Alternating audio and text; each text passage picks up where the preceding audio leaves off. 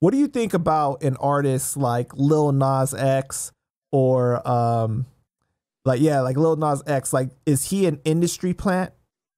Oh, for sure. You could definitely. I mean, he's got no real talent. You know what I mean? And the visuals, right, with like the devil and everything.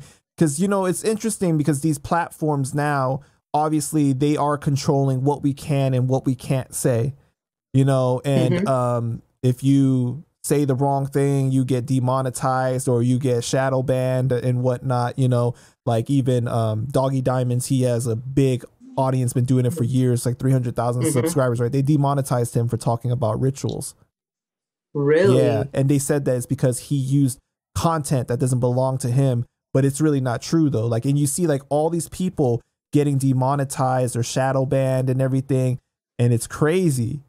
You know, this is where people make their money and provide for their families, and especially with having good years of standing. And it's sad. But like, I say that to say that, oh, you mentioned, I don't know, pandemic, you mentioned COVID, you mentioned like certain key words or something like that, right? You get in trouble with these platforms. But yet you can have Lil Nas X dancing naked on there, you know, on YouTube or you know, giving a lap dance to the devil and everything, right? Because there's money being put behind him. And it's crazy. It's crazy when you think about it. It is. And really we're seeing that we as regular civilians, we don't even get the same benefits that they do, because while we were being forced to mask up and all that, they were just conducting their lives as normal, like behind closed doors and all that. Like they were not meeting the standards, you know? Absolutely. Yeah. And obviously then you see like there's a control thing that is happening, right? The more that you make somebody scared, the easier it is to control them. And then you can clearly see when they're trying to sway you and tell you who to vote for and all that. Like, I mean, I don't believe in American politics at all. I think it's all bullshit. But I'm like, I do too. Like, come on, like stick to entertaining and being a clown. You know what I mean?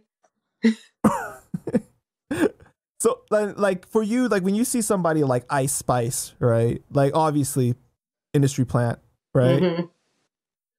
It's like for you, like now that the veil has been lifted, like, do you ever sit back and you're just like laughing at how like ridiculous it is? Yeah, it's so bad. You know what I mean?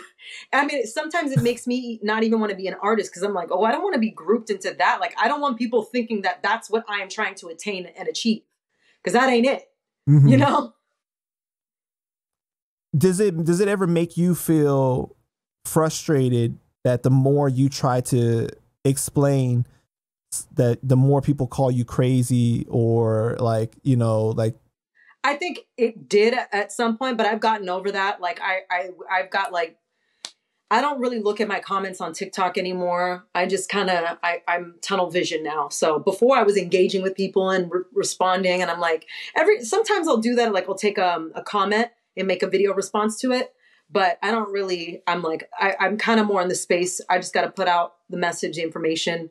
Those that have ears to hear, let them hear. Right. Yeah. Like whoever is going meant to receive it is going to receive it. And it may not be at this time. You may return to this and then you may be ready then to receive it. Yeah. Right? And I'm understanding too, I could be planting seeds. So. Exactly. Right. For it to grow eventually.